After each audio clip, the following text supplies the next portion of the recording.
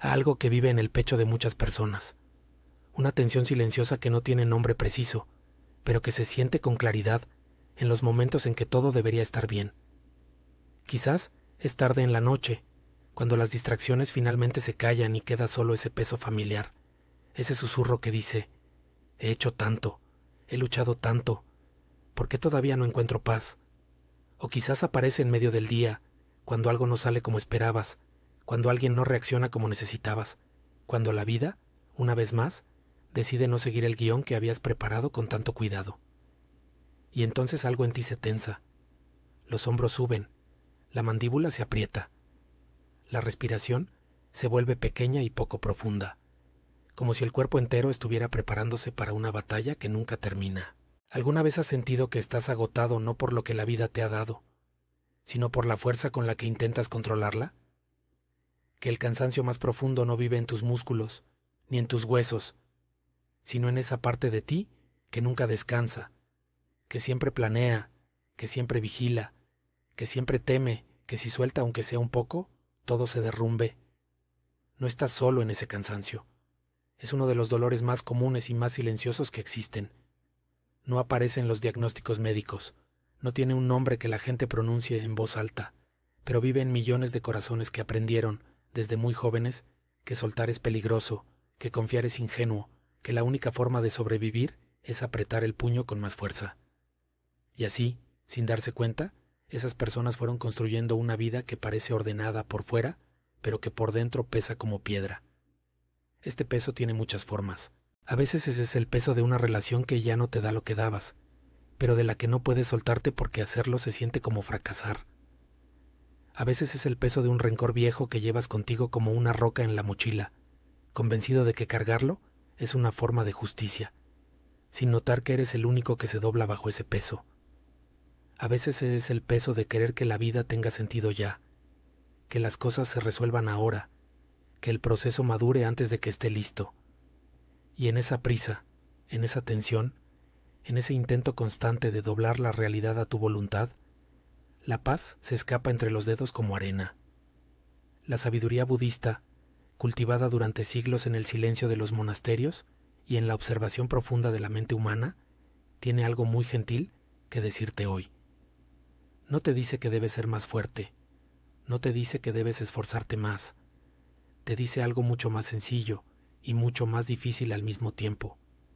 Puedes soltar, puedes aprender a fluir, puedes encontrar en el movimiento mismo del río, no en su control, la paz que has estado buscando desde hace tanto tiempo.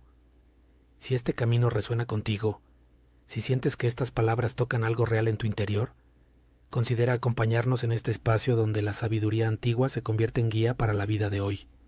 Hay mucho más esperándote aquí. Existe una enseñanza que aparece una y otra vez en la tradición budista, expresada de 1000 formas distintas, pero apuntando siempre a la misma verdad. El sufrimiento no viene de las cosas que pasan, sino de nuestra resistencia a que pasen. No es la tormenta lo que nos agota, es el esfuerzo de tratar de detenerla con las manos. Y cuando comprendemos esto no como idea intelectual, sino como experiencia vivida en el cuerpo, algo comienza a moverse. Algo que estaba rígido empieza a doblarse. Algo que estaba cerrado empieza, muy lentamente, a abrirse. Hay una palabra en sánscrito, anicca, que se traduce como impermanencia, y que el Buda consideraba una de las verdades más fundamentales de la existencia. Todo cambia, no algunas cosas, no solo las cosas malas, todo. Las estaciones, los cuerpos, los sentimientos, las relaciones, los planes, las certezas. Todo está en movimiento constante, como el agua de un río que nunca es exactamente la misma 2 veces. Y sin embargo, la mente humana pasa gran parte de su energía intentando que las cosas se queden quietas, intentando atrapar lo que ama y alejar lo que teme. Es un esfuerzo hermoso en su intención, pero agotador en su práctica. Porque la vida, igual que el río, no se detiene por mucho que lo pidamos. El desapego es quizás una de las enseñanzas más mal entendidas de toda la filosofía budista. Cuando la gente escucha esa palabra, a veces imagina frialdad, distancia, indiferencia. Imagina a un monje sentado en una montaña sin amar a nadie, sin comprometerse con nada, sin que nada lo mueva. Pero eso no es desapego, eso es entumecimiento. El desapego del que habla el Buda es algo muy distinto. Es la capacidad de amar profundamente sin convertir ese amor en posesión. Es la capacidad de cuidar sin convertir ese cuidado en control. Es la diferencia entre sostener una mariposa en la palma abierta de la mano, admirándola en libertad, y cerrar el puño alrededor de ella con la intención de no perderla jamás. Hay una historia que se cuenta entre los monjes de generación en generación. Un maestro vivía en una pequeña choza de barro con un único objeto que amaba, un cuenco de cerámica, bello y sencillo, que usaba cada mañana para beber el té. Un día, un estudiante llegó corriendo con los ojos llenos de lágrimas. «Maestro, se le cayó el cuenco, se rompió en pedazos. Lo siento mucho». El maestro miró los fragmentos en el suelo. Sonrió con una calma que el estudiante no pudo comprender, y dijo: «El cuenco ya estaba roto desde el primer día que lo tuve. Solo acaba de recordármelo». Lo que el maestro entendía, con una claridad que solo dan los años de práctica, es que nada de lo que amamos nos pertenece de verdad. Todo lo que llega también se va. Y cuando aceptamos esto, no como derrota, sino como verdad, dejamos de gastar nuestra energía vital en aferrarnos. Y en ese espacio que queda cuando la mano se abre y el puño se suelta, entra algo que no puede entrar mientras seguimos apretando: la ligereza, la capacidad de disfrutar lo que está sin el miedo constante a perderlo. El desapego no mata el amor, lo libera. Mañana por la mañana, antes de levantarte, pon una mano sobre el pecho, respira lentamente y hazte esta pregunta en silencio: ¿hay algo que estoy sosteniendo con demasiada fuerza? No para obligarte a soltarlo de inmediato, sino solo para verlo. Porque no puedes soltar lo que no puedes ver. Y muchas veces, solo con ver, ya comienza la liberación. Cuando practicas esto, algo cambia en el cuerpo antes de que cambie en la mente. Los hombros descienden un poco, la mandíbula se relaja, la respiración se hace más honda, y llegas al día con algo que no tenías antes, un poco más de espacio interior. La vida tiene una forma de no doblegarse ante nuestra voluntad que puede resultar desesperante cuando no entendemos lo que está pasando. Luchamos, exigimos, resistimos, y cuanto más resistimos, más se nos escapa aquello que queremos controlar. Igual que el agua que se escapa más rápido, cuanto más apretamos el puño. Hay una imagen que aparece en muchas tradiciones de sabiduría, la del árbol en la tormenta. El árbol rígido, el que no cede, es el primero en quebrarse. El árbol que se dobla con el viento, que acepta la fuerza de la tormenta sin luchar contra ella, es el que sobrevive. No porque sea débil, sino porque conoce algo que el árbol rígido no conoce: la sabiduría de ceder sin perderse. La aceptación radical no es resignación. No es mirar tu vida y decir: esto está bien así, aunque no lo esté. No es cerrar los ojos ante el dolor o pretender que las injusticias no existen. La aceptación radical es algo mucho más poderoso. Es mirar la realidad tal como es, sin el filtro de cómo debería ser, y desde esa claridad decidir cómo actuar. Es la diferencia entre el arquero que maldice al viento porque desvió su flecha y el arquero que observa el viento, ajusta su postura y lanza con la nueva información. El primero gasta su energía en resistir, el segundo la usa en adaptarse, y esa diferencia, tan pequeña en apariencia, lo cambia todo. Cuando llegas a una ola enorme en el mar, tienes exactamente dos opciones. Puedes enfrentarla de frente, con los puños apretados y el cuerpo rígido, y dejar que su peso te aplaste contra el fondo. O puedes hacer algo que al principio parece ilógico: sumergirte, doblar el cuerpo, dejar que la fuerza de la ola pase por encima de ti. La ola no cambia, el mar no cambia, solo cambia tu relación con ellos, y en esa diferencia vive la paz.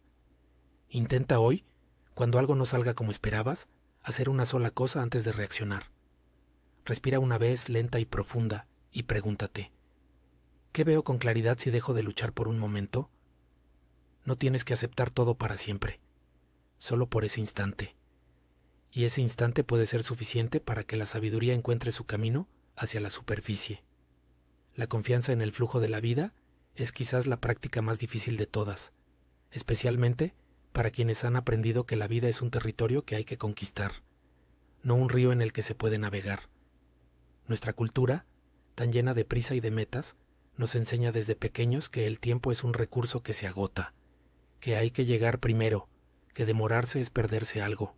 Y con esa enseñanza viene una ansiedad particular, la sensación de que si las cosas no pasan ahora, ya no pasarán nunca, que si los resultados no se ven hoy, es porque algo está saliendo mal.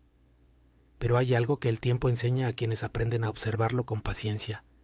Nuestra capacidad para juzgar si un evento es buena suerte o mala suerte es profundamente limitada.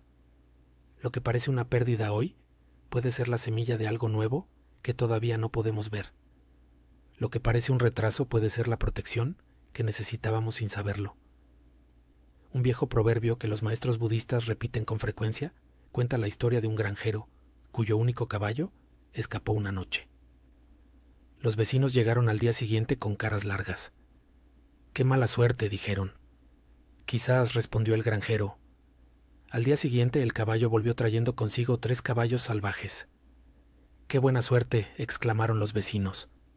«Quizás», dijo el granjero. Y así, evento tras evento, buena fortuna, mala fortuna. El granjero respondía siempre igual, no por indiferencia, sino por humildad, por la comprensión profunda de que la vida tiene una inteligencia que supera nuestra capacidad de juzgarla en el momento en que se despliega. Hay también la historia del niño y la mariposa. Caminando por el jardín, el niño encontró un capullo y vio que una mariposa luchaba para salir. Lleno de compasión, tomó una tijera y abrió el capullo para ayudarla. La mariposa salió, pero sus alas estaban débiles, encogidas, incapaces de volar. Lo que el niño no sabía es que el esfuerzo de salir del capullo era exactamente lo que la mariposa necesitaba para fortalecer sus alas. Al quitarle ese esfuerzo le quitó también la posibilidad de volar. ¿Cuántas veces hacemos lo mismo con nuestros propios procesos? ¿Cuántas veces interrumpimos la maduración porque no soportamos la incomodidad de esperar? Y en esa prisa nos robamos a nosotros mismos algo que solo el tiempo puede dar. Esta semana, elige una situación en tu vida que sientes que debería resolverse más rápido, que debería estar lista ya. Y practica decirte a ti mismo, con gentileza y sin ironía, esto está madurando a su propio tiempo, no en el mío. Observa cómo cambia la tensión en tu cuerpo cuando te permites confiar, aunque sea por un momento en que el río sabe a dónde va. La mente, decía el Buda, es como un vaso de agua turbia. Si lo agitas, nunca podrás ver el fondo. Pero si lo dejas quieto, si dejas de introducir el movimiento, la tierra se asienta sola. El agua se vuelve clara.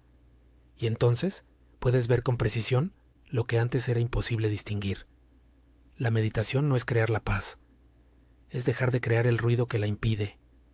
Muchas personas que nunca han meditado imaginan que hacerlo significa vaciar la mente, no pensar en nada, alcanzar un estado de silencio absoluto. Y cuando lo intentan y descubren que los pensamientos no se detienen, que la mente sigue saltando de un tema a otro como un niño inquieto, creen que han fracasado. Pero no han fracasado. Han descubierto exactamente lo que es necesario descubrir. Que la mente piensa, que ese es su trabajo, que no hay nada de malo en que los pensamientos aparezcan. Lo que cambia con la práctica no es la cantidad de pensamientos, sino la relación que tienes con ellos. Tú no eres tus pensamientos. Eres el cielo en el que los pensamientos aparecen como nubes. Las nubes pueden ser oscuras, tormentosas, amenazadoras. Pueden cruzar el cielo rápido o quedarse largo tiempo. Pero el cielo siempre permanece. Las nubes no pueden dañar al cielo. Y cuando comprendes, no solo con la mente sino con el cuerpo, que tú eres el cielo y no la nube, que eres la conciencia que observa el pensamiento y no el pensamiento mismo, algo se transforma de raíz. El miedo pierde su poder, la angustia pierde su urgencia. Los pensamientos pasan y tú permaneces. Antes de que estos pensamientos lleguen a ti en forma de narrativa sobre tu vida, antes de que lleguen como juicios o como temores o como planes, hay un momento en que son solo energía. Y en ese momento puedes simplemente observarlos. Mañana cuando despiertes, antes de mirar el teléfono, antes de recordar todo lo que tienes que hacer, da 5 respiraciones lentas. Nada más. Inhala por la nariz, exhala por la boca, y en ese espacio, Solo observa lo que aparece sin seguirlo.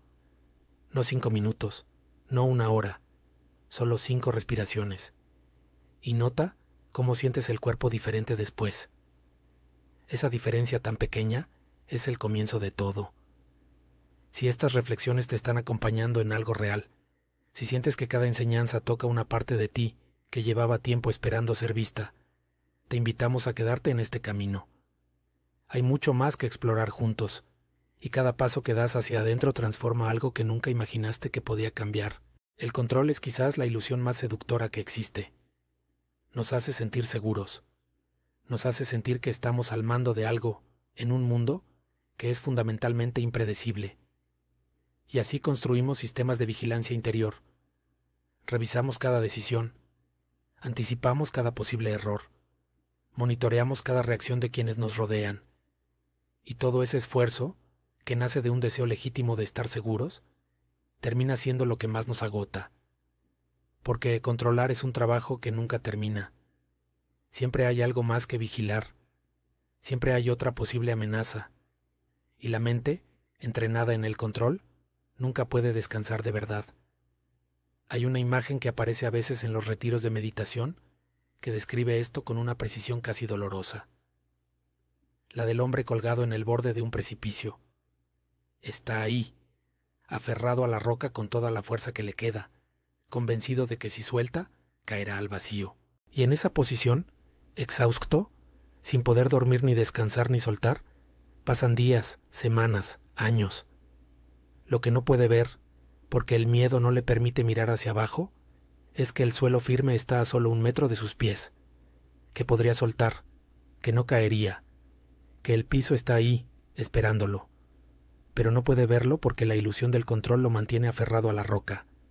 Puedes dar lo mejor de ti a todo lo que haces. Puedes prepararte, puedes comprometerte, puedes trabajar con honestidad y dedicación. Y al mismo tiempo, puedes soltar el resultado. No porque no te importe, sino porque el resultado nunca fue completamente tuyo. Depende de causas y condiciones que están mucho más allá de tu control individual. Esa libertad, la libertad de actuar plenamente y luego dejar ir, es una de las más profundas que ofrece la práctica budista. Y cuando la experimentas, aunque sea por un instante, el alivio en el cuerpo es inmediato. Los hombros bajan, el pecho se abre. La respiración se hace más larga, más suave, más real. La compasión, tanto hacia los demás como hacia uno mismo, es el territorio donde todo lo anterior encuentra su forma más concreta y más cotidiana. Porque de nada sirve comprender el desapego en teoría si luego te tratas a ti mismo con una dureza que no le desearías a nadie. De nada sirve entender la impermanencia si no puedes perdonar tus propios errores del pasado, con la misma gentileza con que perdonarías los de alguien que amas. Hay una imagen que duele un poco porque es muy verdadera, la de un pájaro que, después de caer de su nido, se rompe las alas a sí mismo como castigo por haber caído. No volaría nunca más, no por la caída, sino por el castigo que se infligió después. Así es exactamente lo que hacemos cuando nos flagelamos por nuestros errores. La caída ya pasó, el error ya ocurrió. Lo que nos impide levantarnos no es el error en sí, sino la autocrítica que le ponemos encima, que pesa más que el error mismo y que nos mantiene en el suelo mucho después de que la herida habría podido sanar. Y hay también el peso del rencor. Guardar una ofensa es como sostener una brasa ardiente en la palma de la mano, con la intención de arrojársela a alguien. Puedes esperar el momento perfecto, puedes planear exactamente cómo y cuándo lanzarla. Pero mientras tanto eres tú quien se quema. La persona que te hirió, muchas veces, ni siquiera recuerda el momento. Vive su vida sin el peso que tú llevas por ella. Y esto no es para decir que lo que te hicieron no importa. Importa. Duele. Tiene sentido que duela.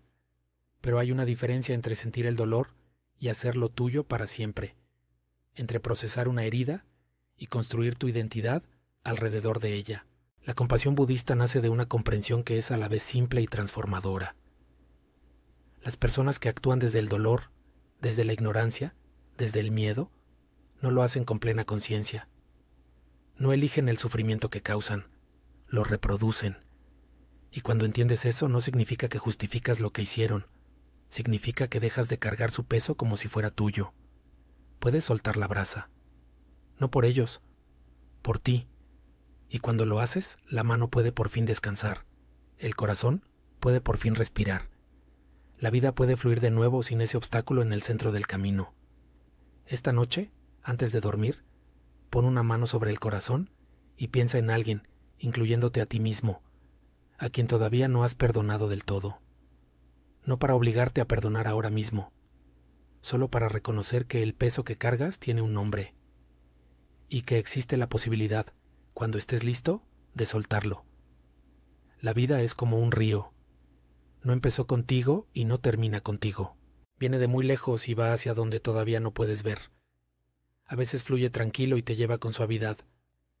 A veces hay rápidos y piedras y momentos en los que parece que te tragará la corriente. Y en esos momentos, el instinto más natural del mundo es aferrarse a algo, a la orilla, a las piedras, a cualquier cosa que parezca fija. Pero el río no para, y lo único que logras al aferrarte es desgastarte contra la corriente, mientras el agua sigue su camino, sin detenerse por ti. Las enseñanzas que has recibido hoy no son mandamientos. No son una lista de cosas que debes lograr para ser una persona mejor. Son invitaciones. Invitaciones a ver con un poco más de claridad lo que ya está en ti. A abrir la mano un poco. A respirar con un poco más de espacio. A confiar, aunque sea apenas, en que el río sabe a dónde va. No tienes que hacerlo todo a la vez. No tienes que transformarte de la noche a la mañana. La sabiduría no se construye en un día. Se cultiva poco a poco, como la tierra que poco a poco vuelve a ser fértil después del invierno. Si hay algo que te llevas de hoy, que sea esto. El descanso que buscas no está al otro lado de todo lo que tienes que controlar. Está al otro lado del control mismo. Está en el momento en que sueltas, en que confías, en que te permites ser humano sin necesitar ser perfecto. Está en el perdón, en la apertura, en la quietud que no necesitas crear porque ya vive en ti, esperando que dejes de taparla con el ruido. Que tu corazón encuentre hoy un poco más de espacio, que tus hombros desciendan, que tu respiración se haga larga y suave como el agua de un río tranquilo, que puedas, en algún momento de este día, soltar aunque sea una sola cosa que ya no te pertenece cargar, y que en ese soltar encuentres algo que no esperabas, que el suelo estaba ahí, firme y quieto, esperándote desde siempre. Si este camino resuena con lo que llevas dentro, si sientes que estas palabras son una compañía que quisieras tener cerca más seguido, quédate con nosotros. Hay mucho más que explorar juntos, con calma, con profundidad, con la misma gentileza con que el río encuentra siempre su camino al mar.